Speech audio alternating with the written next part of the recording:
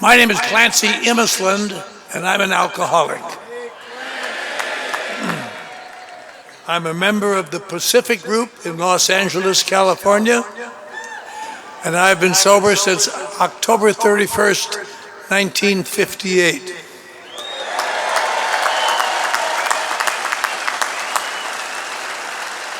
And except for that goof up there in the yellow shirt who had 59 years, I could be an old timer tonight. But I was surprised to see so many people stand up who are in their first year, because you might not know exactly what all this to-do is about. I didn't at the end of my first year. But 82 years ago today, Dr. Bob had a hangover, and he wasn't feeling very good, and his hand shook, and he had to do some surgery at the hospital. And he had postponed it twice already, apparently, and had to do it today. And he told his new friend, Bill Wilson, "I can't handle a knife." So his friend Bill Wilson got him some beer. That settled him down remarkably well.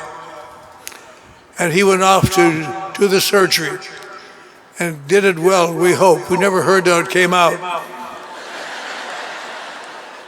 But he was going to be home at 2 o'clock, and then he wasn't there, and then wasn't there at 3 o'clock, and wasn't there at 4 o'clock, and wasn't there at 5 o'clock.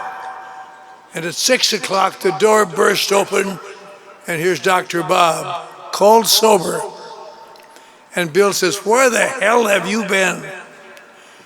And Dr. Bob says, "While I was doing that surgery, I remember in the Oxford movement, they talk about making amends to people. And I never thought a doctor should have to make amends, but I realized I was a human being before I was a doctor. So I've been all over Akron today making amends to people, and I feel wonderful." And that was June 10th, 1935, and neither one of those two guys ever drank again. That's why this is our anniversary.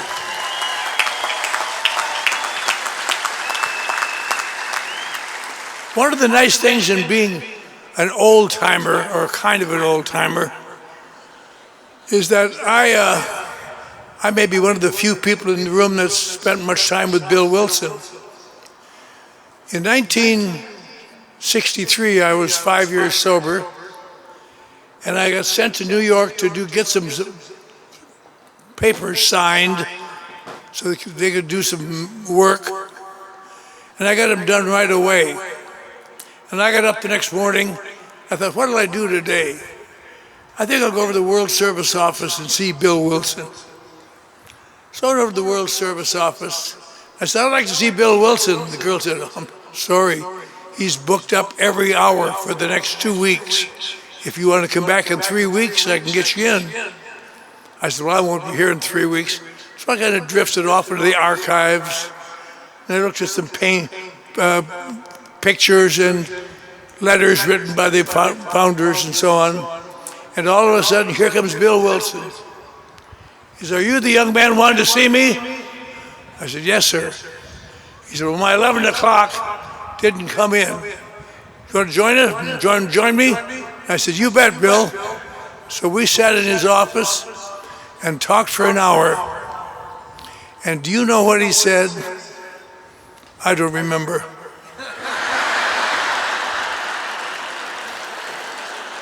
Just some more of that AA crap.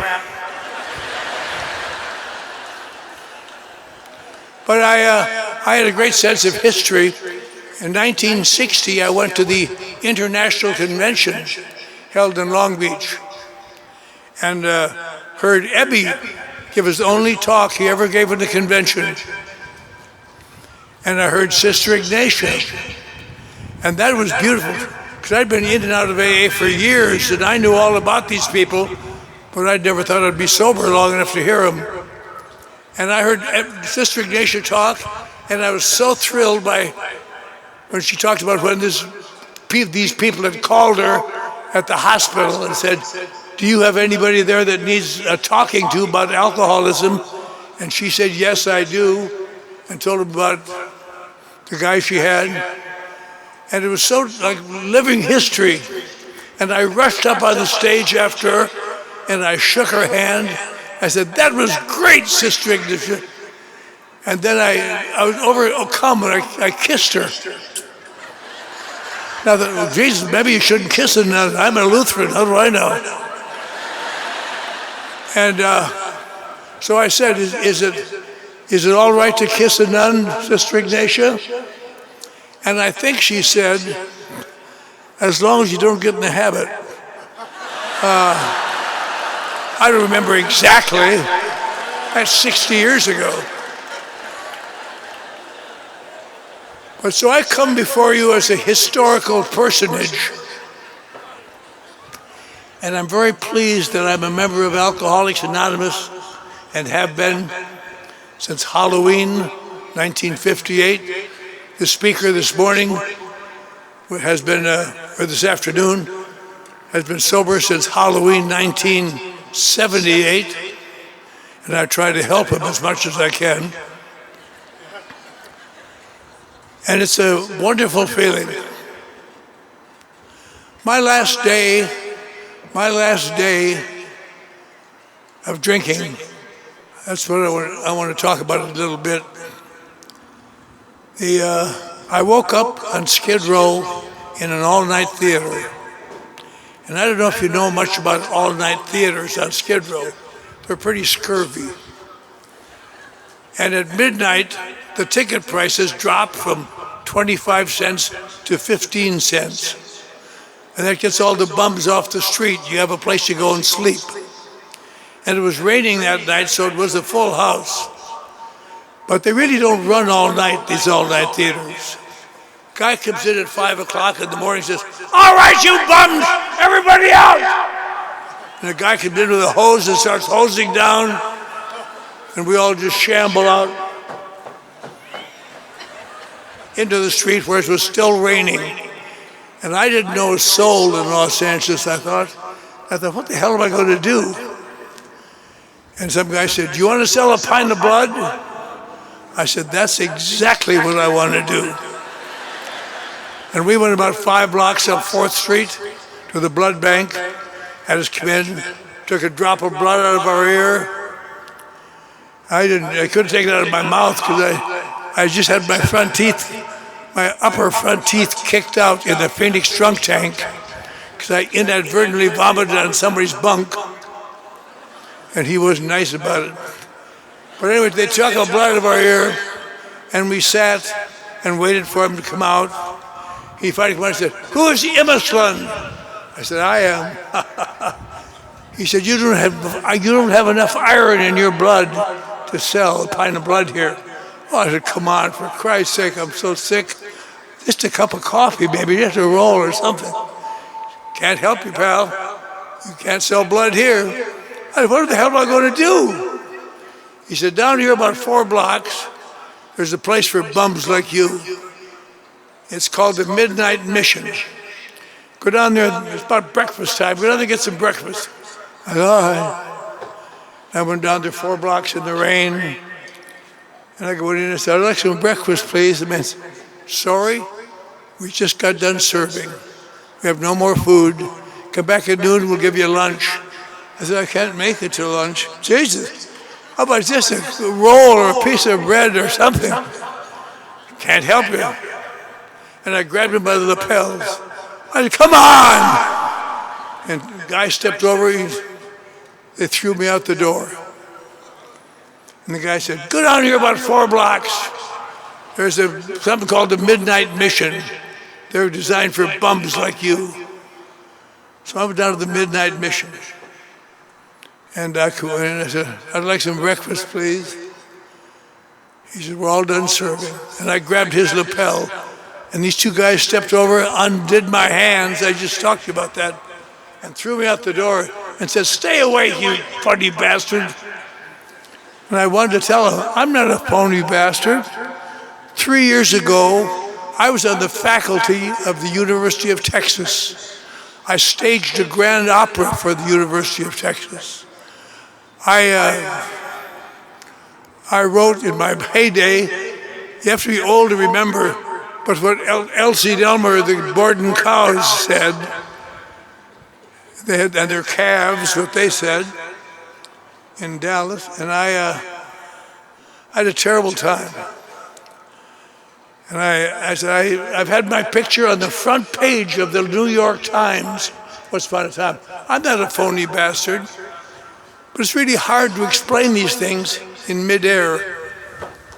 Yeah. So I stood outside the midnight mission.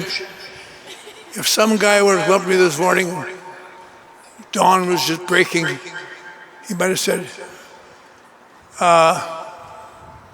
you better do something about yourself, kid. You're dying on the street. Your wife and children, you never see them again. Your parents don't want anything to do with you. You've lost everything in your career. You're a bum on the street. He said, all the money and clothes you have are in a car that you lost in Phoenix. You hid it so well you could never find it. He said, you better do something about it. And I said, I don't want to hear that crap. I might have said, one thing I learned about my years about AA, in and out, all over, was that if you really get sick and down and out, you can always go to an AA club. They got to take you in. So I said, where's an AA club around here? My mouth started bleeding. And the guy said, there's no AA club downtown now. There's one in Wilshire and Fairfax, 6300 Club. They'll take you in. I said, okay, how do I get there? He said, well, you go up the street to Hill Street, cut over to Wilshire, turn right, and walk till you come to Fairfax. And on the corner is the club. That doesn't sound bad, does it? 7.5 miles in the rain. And I got to the club, and I didn't want to go in because there was some boob in the doorway saying, welcome home, son. I thought, screw you. But I went in, I went around him and went in. And that was my sobriety date. I had no idea that it would be my sobriety date. I had no desire to stop drinking. I knew I wasn't an alcoholic, and I knew all about AA. What the hell were they going to do for me? I hung around the club, and the manager came over and said, you're in pretty bad shape. You got any place to sleep? I said, no. He's out here in the parking lot. He's a 49 Merc. Guy from Laguna Beach left it there this summer. It doesn't run, but you can sleep in it, get out of the rain. I said, thanks a lot. So when nighttime came, I slept in that abandoned car. I didn't know it was going to be my home for months to come. And the next day I went to the club and hung around and drank free coffee, and I tried to think what I could do. And the manager came over and said, you know, kid, he said, you're okay in here today and tomorrow, Sunday. But during the week, you got to be a member of the club. You won't be able to come in Monday morning. I don't know what to do about that. And so I sat there all day Sunday, and he came over and he said, I've been watching you. I got a feeling if I make you stay outside Sunday, you're going to die. And I'll have to fill out all those papers. So you can come in, but with 3 rules. You can't ask anyone for money, which you've already done. None of your sarcastic, smart-aleck remarks, which you've already offended several people. And you have to go to a meeting every night in the club. I thought, God, that sounds like cruel and unusual punishment. But I did that. And I slept in my car that night. And I came in and spent the day. And at night, I went to the meeting in the club. And milled around. I was hungry and sick. Somebody brought in a tray of sliced cake for the meeting. And I had about 4 pounds of that. And tided me over. And I sat in the meeting. on gratitude, and I almost puked the cake up again. Jesus, I don't want to hear this baloney. And then I slept in my car, and I was cold, and next day I went to the club, and that night there was another meeting, and I went to that. And nothing happened. I just the same old AA crap all the time. And Wednesday, I spotted somebody in that meeting who I'd seen in a movie. I thought, ha, a movie actor. What does that tell you? He's got money. And I kind of sidled up to him, and I knew he probably needed a sponsor. So I said, do you have a sponsor? He said, yes, I do. And he didn't seem to respond to my advances, so I just started to screw him. But by Friday, I knew I was going to die. I was going to die that weekend. I could not shake it loose.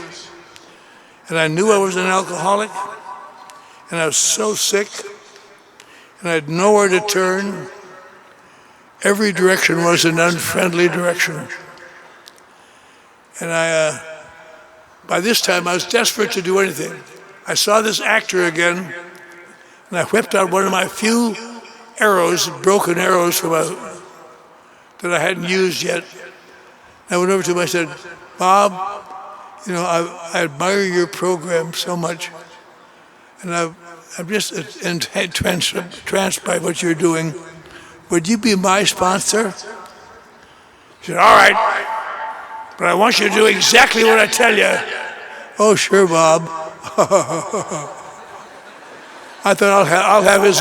He was dumb. I would have his wallet in my coat by the time I leave town tomorrow night. But I never did get any money off the old fool. He bought me meals. He bought me scrambled eggs and soup, things like that I could chew without teeth. And we worked out a deal finally. He would call the mission, he would call the club. I'd be lurking in there and say, get the kid out of the corner, 6:30 tonight, I'll pick him up. So he'd come up at 6:30, the big Lincoln, and I'd jump in his cab. He'd take me to some restaurant, give me some more soup, and then he'd take me to a meeting where he was speaking. He spoke a lot. And I listened to him speak every night. I could give his damn speech better than he could.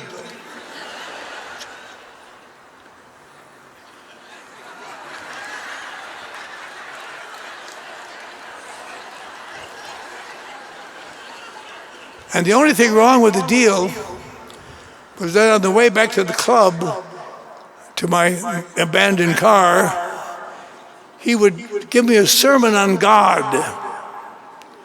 And I just couldn't stand that. Because I believed in God, but I hated God. It went back to the 1950s when I was doing well. And I got into a kind of a pattern.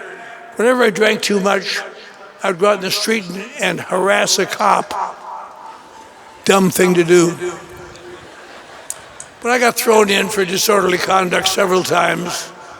And you get out at 6 o'clock in the morning, hurry home and get a shower, go to work.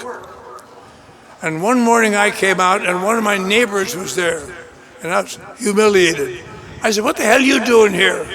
And I came down to give you a ride home. I said, you don't have to do that. That son of a bitch of a cop, I got his badge number, and I'm going to make it tough on him. He said, I don't know about that, but while you were out drunk last night, we couldn't find you, and your little boy died. Oh, God. That's about the worst news I ever got. I had 4 little girls and 1 little boy, and the little boy just died, and I was drunk in jail. And we took him up to Wisconsin and buried him in a little country churchyard next to his grandma. And I took a vow in his casket. I said, John Immeslin, this will never happen again. This will never happen again. I love you and I love your sisters. And I went back to Texas and I quit drinking. I didn't go near AA because AA makes me want to drink.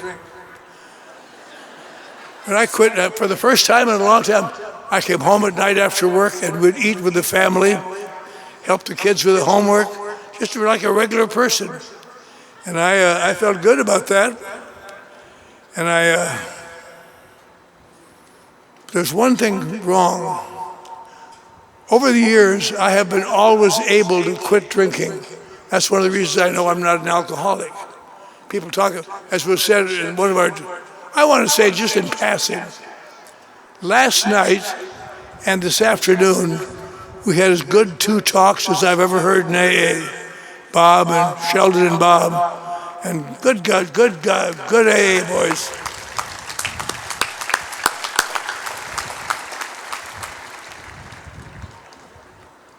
But at any rate, I got out of jail and I went home. I could always quit drinking. I noticed that over the years. Whenever my remorse level gets high, I quit drinking. And I can quit. It's no big deal. I'm not like these alcoholics who just go crazy. I could quit. The only problem is after 3 or 4 days, I feel bad. And I realize, as Bob says, I'm surrounded by idiots. And I especially felt that in Texas, where they really were idiots. And I got very bad. On Tuesday, I was desperate, tense, and Wednesday was worse. Thursday, I got through the day, and I thought, I'll last till the week. And on Friday, I got up, and I was just crazy. I needed a cup of coffee. And I got to the kitchen. I said, I'm going to get some coffee. And there was no coffee. And there's a note on the table. I've taken the girls to church. I thought, oh, for Christ's sake. You look around me and the world is full of crapheads. I hate my job. I hate my family. I hate this town. And I had a desire to kill myself. So I'm unlike the other speakers. I followed through on it. I went out to the garage and hooked up a hose on the exhaust pipe and into the car. And you do that so the motor won't die. And I got in the car and started the motor and died. A successful suicide. And the neighbor next door was watching all this from his breakfast nook. And they saw the motor running and I didn't get out, so he walked over there and found me dead in the car. And they pulled me out, and he banged on my chest, and he got the emergency staff there. And they got me going again. But they took me and locked me up in the mental hospital. And they got me back to shape again in about 3 days with oxygen and so on. And then they decided, why would a guy do that? So they gave me some mental tests. And they came to the conclusion that I was terribly emotionally unkempt. I was goofy. And so they committed me for an indefinite period up to the rest of my life in the Texas State Insane Asylum at Big Spring, Texas. That's how I get when I quit drinking, folks. That's how I know alcohol is not my problem. Alcohol is the only defense I have against a shitty world. And I'll tell you, let me give you some advice. If you got to go to the nut house, go to a big city nut house. Don't go to little towns, because they get their attendance from the area.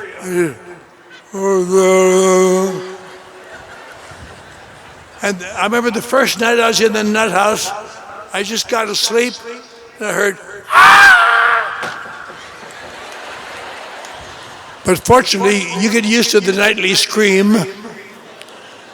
And they saw in my record that earlier that year, I had staged a grand opera at the University of Texas. So I was appointed director of the Christmas pageant at Big Spring State Hospital, where it wasn't terribly difficult. They just tried to keep the 3 wise men off the Virgin Mary, if you possibly could. Oh. And And I got through that. And one of these big attendants came over one day and says, "You seem to be getting a little restless, boy. Don't ever try to escape. This is an escape-proof hospital."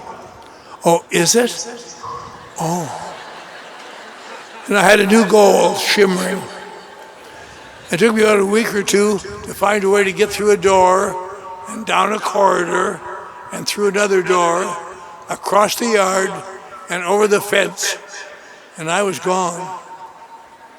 And once I got out, I realized it truly was an escape-proof institution.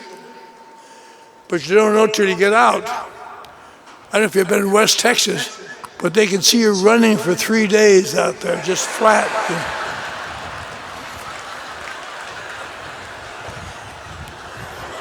Well, there goes that little Yankee sumbitch now. They brought me back and gave me 2 months of electric shock treatments for that run.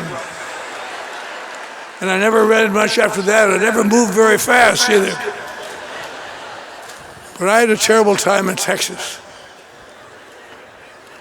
But I never conceived that I might be an alcoholic. If I were an alcoholic, I wouldn't need electric shock treatments. And I wouldn't need all this crap from these idiots. And what happened to me in the state of Texas that summer, the next year, I can't explain how wonderful it was. The state of Texas decided that if you have committed someone to the nut house, and if you agree to take care of that person, you can get him out. And God, that warmed up my letters home.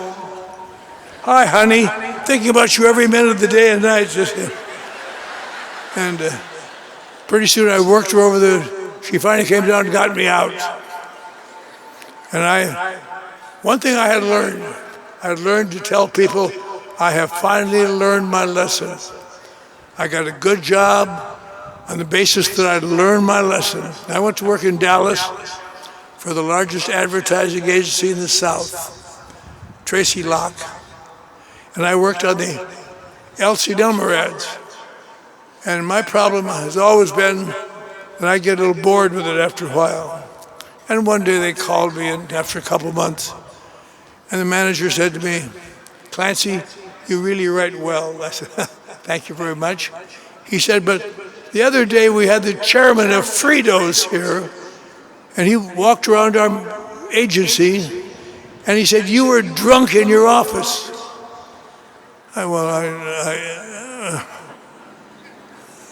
And he said, "He gives us $10 million a year in billing. You give us nothing. So guess who we're going to fire?" "Me?" He says, "You really write well. I made you a big check here." And I went home. "And we called your wife yesterday and told her you were being fired today." And I thought that was the unkindest cut of all, to know that she could get all prepared for me. So I got out of that nut house. And I went downtown and cashed my big severance check, rented a room in a motel, and made some new friends.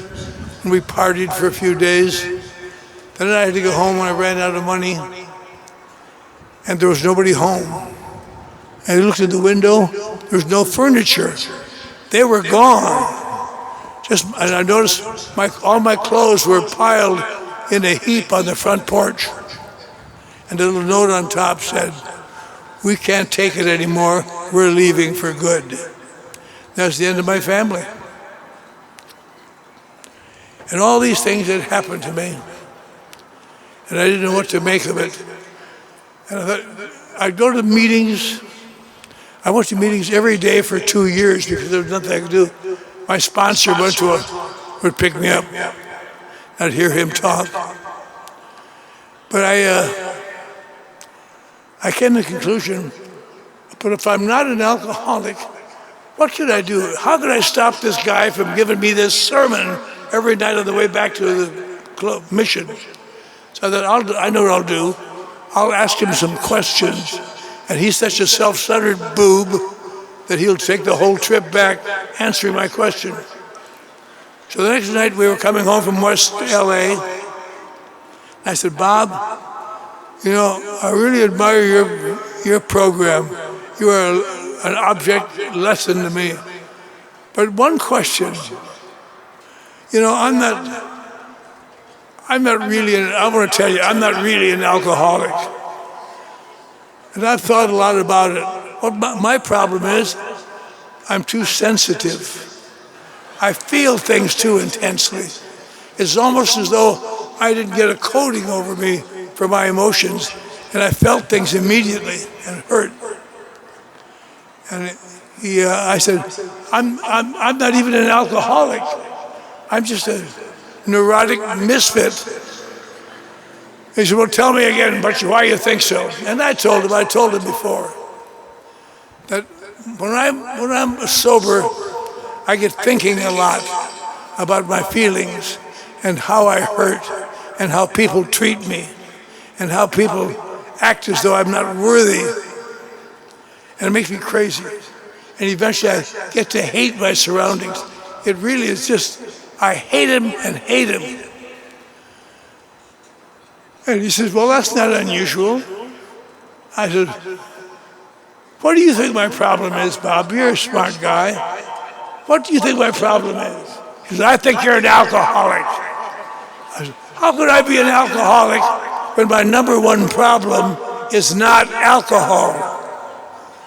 He said, kid, you haven't listened very much over the years, apparently. But alcoholics aren't people whose number one problem is alcohol. Alcoholics are people whose answer is alcohol. And the problem with the curse of alcoholism is not that you can't quit drinking. Everybody in this crowd has quit drinking at one time or another. If that really worked, we'd all be home today. But he said, everybody quits from time to time, but the curse of alcoholism is that sooner or later, your perception changes, and what used to be pleasant is crappy, and pretty soon you can't stand it. And the curse of alcoholism is that you gotta drink. You gotta drink to stand it. Jesus, what do you mean my problem isn't alcohol? He said, everybody will tell you your problem is alcohol, and once you get off it, you'll be all right, but that's not correct. Getting off of alcohol is deadly for alcoholics unless something happens. That's what AA is about. It's doing something after you get sober, not to get sober. Only the 7th word of the 12 steps is alcohol. Never mentioned again, never mentioned by anybody. I thought, Jesus, I never thought of that. And the next day I was walking around, sitting in the club and thinking, what if that's true? What if that's true, what he says, that maybe I might be an alcoholic? Because I certainly get to a point I need a drink. And I thought, well, I'll just act a while as though it's true. And little by little, I did what he said, and I got better. It's an odd thing to find yourself taking actions you don't believe in. Shake hands with these assholes. Why? And on and on. Just do it. Just do it. And he said, you've got to take the steps now. And I said, I can't return to God. I can't take the steps because I can't return to God. I'm not going to. He killed my little boy. That son of a bitch will get me in hell, but he won't get me before there. To hell with him. He said, well, you're very fortunate, young man. Nothing in AA ever says you have to return to God. It says you come to believe in something. You come from where you are, and you slowly come to believe in something.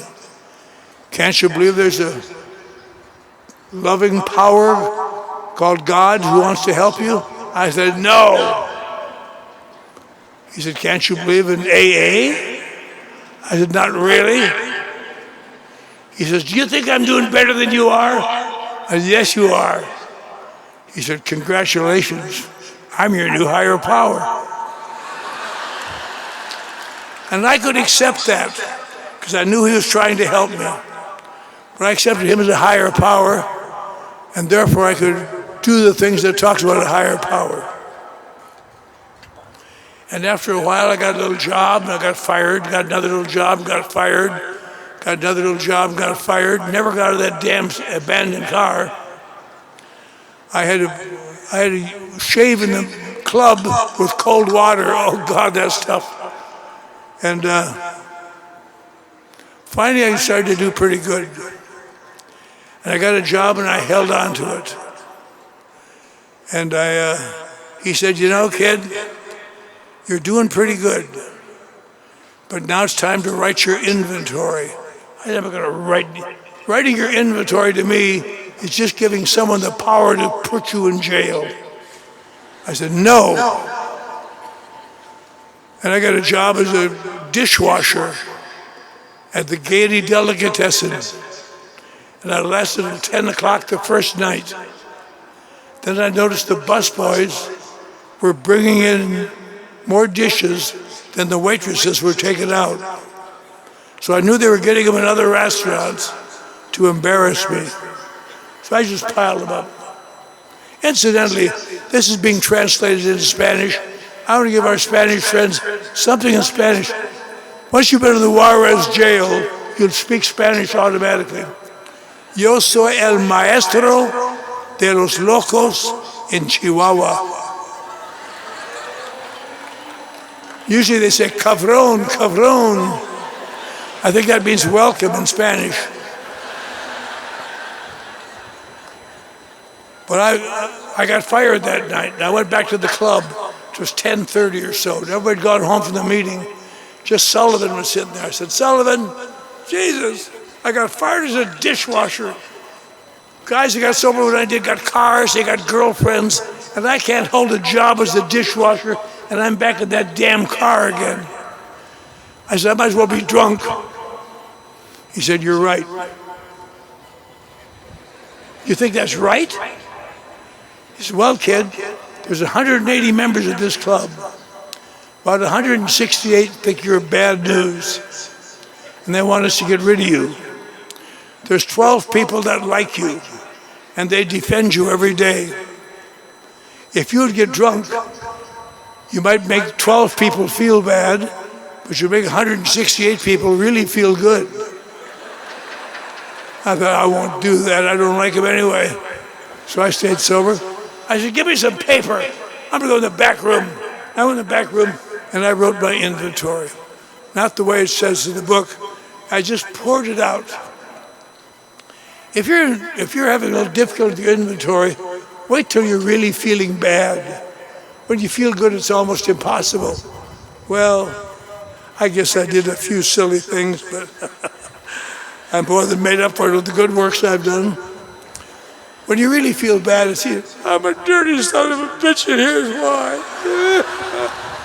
And watch the teardrops form on the paper. And I put down things I'd forgotten entirely. Carnal thoughts I had in the third grade, for God's sake.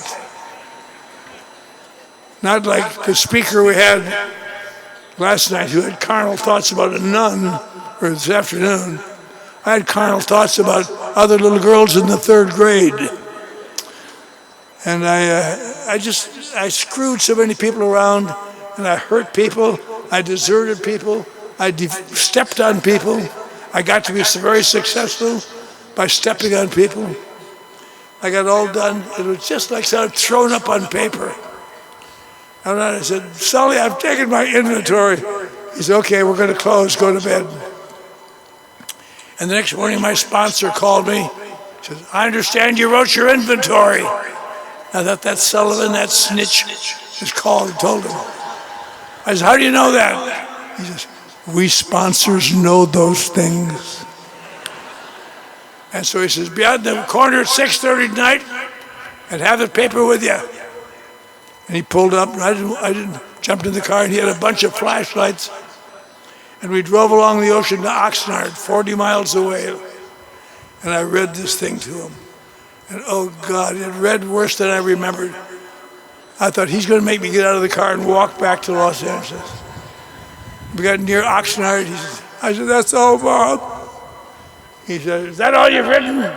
Oh, yeah. He leaned over and said, that's the best thing you've done since you got sober, kid. And I said, thought it was. But it did help me. It helped me a lot with a lot of my approaches to life. The next big thing my sponsor wanted me to do was make amends. I have a lot of amends. I wrote 3 pages of amends, but the top 2 were one being expelled from the University of Wisconsin after graduation. It's hard to do. I graduated, but I had to go to summer school to pick up a class I'd missed, and I got expelled during that for kicking open a door and screwing a girl to the faculty lounge. Not my fault. She lured me on. And he said, you have to go back and make amends to that university. And you have to go back and make amends to in Dallas, where you got a pickup truck and you smashed it up and left it on the roadside of the road. So I said, how am I going to go back there? I got no money. He says, you're working now. I'll get you a little job. Save all your money. And I saved my money for 3 months till I had bus fare to Texas, El Paso, I guess it was. And I went down to El Paso and I found this guy. I said, Doug, I'm an Alcoholics Anonymous and I wrecked your truck and I'm very sorry. And I want to make it right. And I don't have any money now, but I will have money and I'll send you some money. He said, what are you doing in Alcoholics Anonymous? I said, well, I guess I'm a drunk. What did you think made me do those things? He said, I thought you were an asshole then. I think you're an asshole now. I thought, I'm certainly glad I saved all that money to hear that. I got back to, but at least I'd made my amends to him. And I did send him the money over after a while. But he wanted me to go back to the University of Wisconsin now and explain to them I was sorry. And the guy that had been the dean who expelled me was now in charge of everybody. And so I went back to see my folks in Wisconsin to show them I was sober. And I went down to the university. I said, I'd like to see the president or the chancellor, please. And the girl, I heard her go and say, Clancy I is here. And he said, tell him I'm gone. So she said, I'm sorry he's gone. I thought, huh. So I went back the next year to visit my folks. I did it the 3 times. Finally got done. The 3rd time I heard him say, okay, send him in. I'll get rid of him for good. He said, what the hell are you doing here, Clancy? I said, came back to tell you that I'm sorry. I know how much you helped me along the way. And I drank an awful lot in college when I got back from the war. And I want to make it right to you. He said, well, that's very interesting, because you did screw up an awful lot. And I covered for you as long as I could, but I couldn't cover anymore. And he said, I don't know what you plan to do about it. What are you doing now?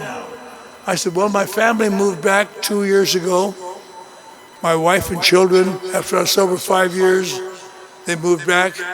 And if your family ever comes back, I want you to notice something. My wife, who knew me well, whenever I went to a meeting and came home, she'd smell my breath. She thought I was going out drinking because I'd promised so many times. And he said, you want your family moved back and you're living with them now? I said, yes. We have another little boy. And he said, that's remarkable. That's remarkable. I'm very glad to hear it. And he dismissed me. And I'd made amends to him. And a few months later, I got a letter from his secretary. Hello, this is the Chancellor's secretary. You'll be glad to know that the Chancellor is retiring this year. Retiring? Yes. But we're going to have an alumni luncheon in Los Angeles in December. And unfortunately, the man who was in charge of setting it up died. We have no place to go. Now, the chancellor knows that he and you aren't close, but maybe you can find a place. I said, okay, I'll call you back. And I called her back in a couple hours. I said, how about the Coconut Grove, most glamorous place in America, where the main screen stars go every night? And she said, oh my God, that would be wonderful. I didn't want to tell her I sponsored the manager, that's how we got it. And they came out, and I said, on one condition, that I get invited. She said, I'll call you back. She called me back and said, he said you can come. And I remember that Sunday, having a cup of coffee with the chancellor of the University of Wisconsin. And he said, what's this I hear about you? You are helping people. I said, yeah, that's right.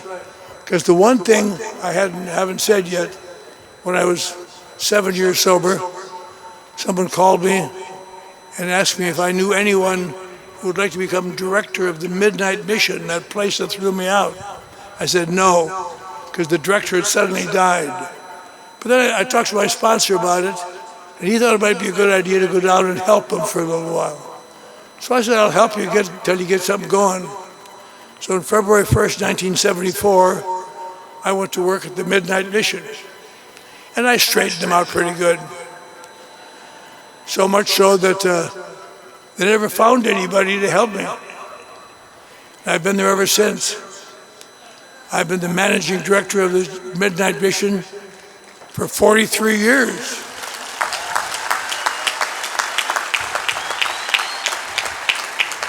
It's really not that wonderful, but thank you for the applause. I told him that I'm the manager of the mission now in Skid Row. He said, I can't believe that. That's unlike you. You're the most self-centered person I've ever known. And I don't believe you're doing anything for anybody. So I said, you want to go see it? I said, yeah, I wanted to see it in all its pristine purity. Don't call them and let them know we're coming. So we drove over there on a Sunday afternoon. We just washed the whole place as we do every Sunday morning, sparkling clean. People on the sidewalk, old dying guys saying, hi, Mr. Clancy. Hi, Mr. Clancy. We went into my office. I had some awards that won on my office. He said, this is the most remarkable thing since Christ turned water into wine. I can't believe this. He said, this is remarkable. I'm glad I saw it. You jumped in his car and away went. I'd made amends to him. But the next year, in November, I got a call saying, the chancellor is going to retire at the next graduation. And a strange thing, he's named you as Distinguished Alumnus of the Year, and he wants you to come back and talk at commencement. I said, you bet your ass I will. I didn't say that. I said, yes, thank you very much. So I took all my kids and went back to commencement. My mother and father were still alive. And they cried. That was nice. I was their only child. And it was really good to mend, I thought. My children profited from it. I have 3 daughters in AA in the 27 years sober now.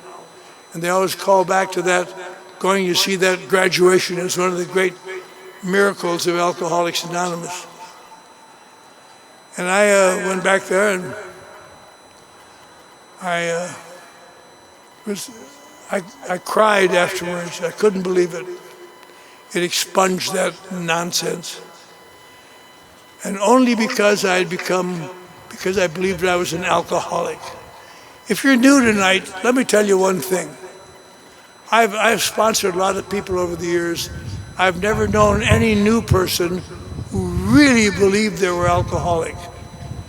They believe, well, maybe I drink too much, but I'm too sensitive. I'm not an alcoholic. And you got to stay around here and listen to all these people talk. If you heard Bob and Sheldon yesterday, it helped you along the way to come to understand the nature of this illness is such that it's not what you thought it was. Eventually, people come to understand that they're alcoholics One, they're in Alcoholics Anonymous. And I've lived in Los Angeles now for 50-some years. And I own a house. And the greatest secret I know about sobriety is that you have to, as Bob said again this afternoon, you must go to the meetings. You must extend your hand. You must help people, help people, help people. And you feel very good afterwards. I am so glad that I became an alcoholic after I was sober several months. And I became an alcoholic. And looking back, I can't imagine how I ever fought it so long. But that's what AA is about. AA is designed of one alcoholic talking to another alcoholic. Bill Wilson talking to Dr. Bob. Bill Wilson and Dr. Bob talking to Ed up in the, or Bill D up in the hospital. And it's always the same. And it's the only amazing thing you'll find in AA is that today, throughout AA, there are little pockets of people who want to change it. They want to change the book. They want to change the need to be an alcoholic. And you might think about that. Why would you have to be an alcoholic to be there? Think how much it would help people. And there used to be an organization called the Washingtonians. Just 100 years, started 100 years before we did. And after 5 years of working with alcoholics, they had 100,000 people. AA after 5 years didn't even have 5,000. And they got together, they said, if we're able to help drinkers, we should be able to help people with other problems. Maybe narcotics, not like today, heroin and cocaine, but laudanum and opium, which people used then. And maybe we should help people with mental problems and people with emotional problems. And maybe we're wasting our time just doing those with the drunks again and again and again. And 3 years later, they were extinct to all intents and purposes. And they all died drunk on the street. And I had a book home written by one of the members in 1861. He said, I don't know what happened.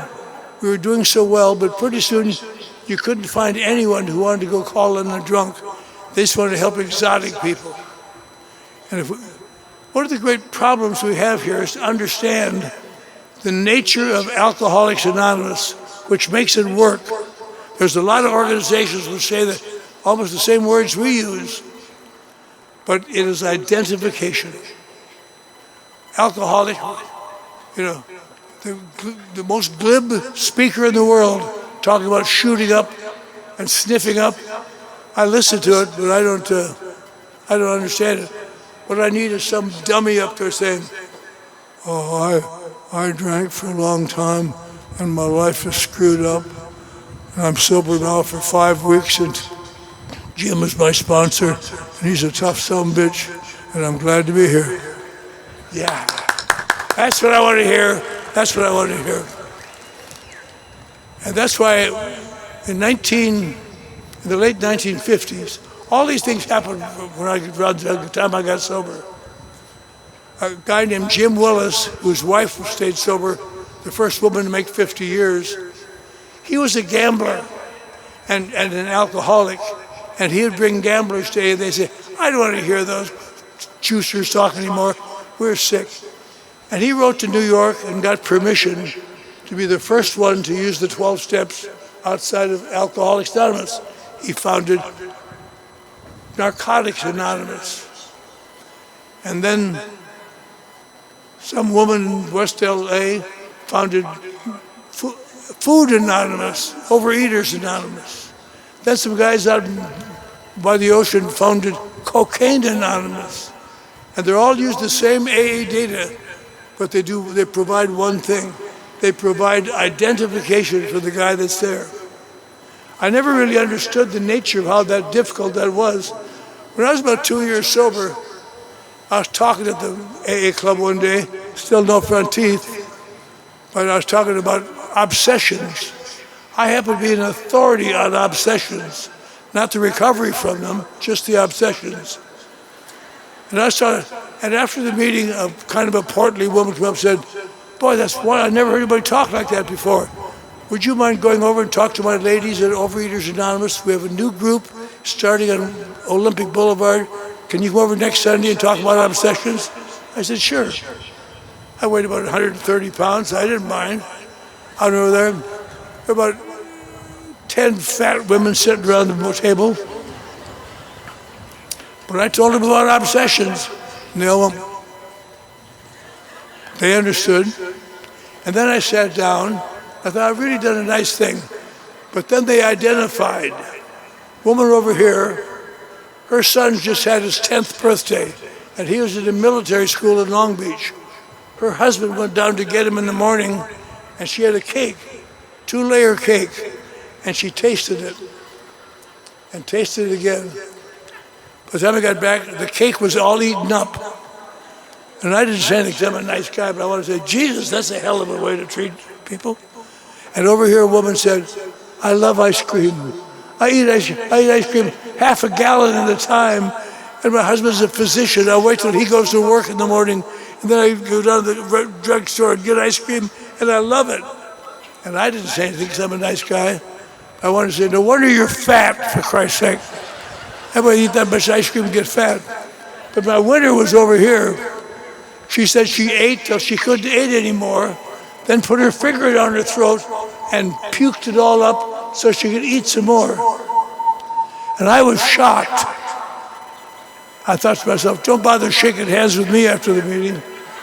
But I thought to myself later, what's the difference? Alcohol did not do for them what it did for me. Food did not do for me what it did for them. It's continual obsession of the mind relieved by an outside object. And you go to these functions now, probably the biggest and most successful of all the non-AA meetings is the Gamblers Anonymous. Everywhere in the world where there's gambling, Gamblers Anonymous flourishes. And Narcotics Anonymous has a more difficult time because a lot of those guys would rather be cool than sober. Come on, man, chill. I don't want to hear that shit, you know. But some of them stay, some of them make it. Cocaine Anonymous, very successful. But every one of them is based on one thing. One person getting identification from somebody else is, my God. Because that's why that's so important. Because we are asked to do things that don't make sense. We are asked to do things, make an inventory, make amends, all this crap. What's the purpose of that? But if you believe that the person that you're listening to really understands how you're feeling, if that identification is there, you will do it. That's the great fact of sponsorship, I think. With sponsorship, you have become responsible to some other force outside yourself. But A continues its way. We don't change things. There's a feminist group in New York who wants to change the 12 steps to say, we believe in God as we understand God, not as we understand Him, because that's too parochial. There's a group in Toronto currently suing AA. They're the architects, alcoholics, and atheists, and the central officer will not list them because they're not AA. And they've sued AA. In California, I knew a guy, Chuck, who was sober as long as I was, and he had a little group called the Tender Loving Care Club, and he changed it, and he had 12 steps. He took God out of every one of them, and the central office refused to list him. So he changed the name to Synanon and made himself $1 million. He worked with alcoholics.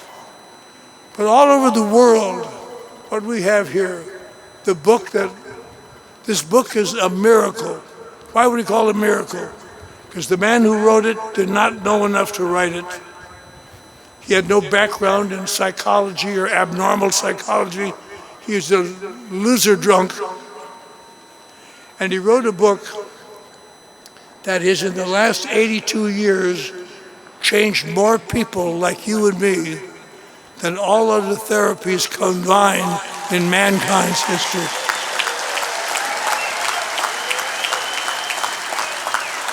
So if you're one of those people that sat down in their first year and you don't have a sponsor, get your ass in gear, get a sponsor. Find a sponsor, get to meetings, see who you can help, and all of a sudden you'll be sober longer. And I'm very glad to be here tonight, safe. And Bob talked about the 9th and 11th step today. Every night now, over the years, I've come to believe in that implicitly. It says, having had a spiritual awakening as a result of these steps, we try to make. We talk about praying only for knowledge of God's will for us and the power to carry it out. Not praying for that job or that girl or that situation. Pray for knowledge of God's will for you. When I went to bed last night, the last thing I said was, help me to understand what kind of a man I should be. Because I'm not quite sure yet to do even better. And I prayed that with God's help, I might be able to do it. So all I'm saying to you, if you're new tonight or if you're upset, when you go to bed tonight, let me tell you something to do.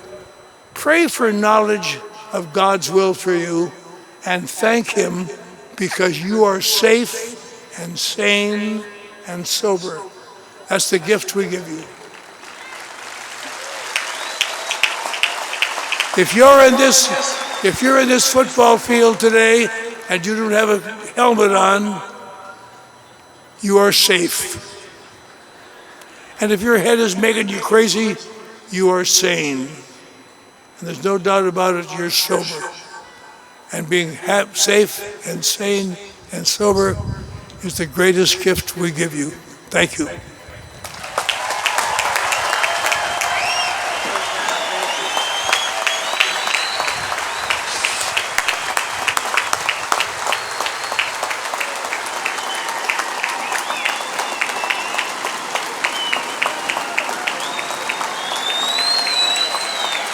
It's all for you.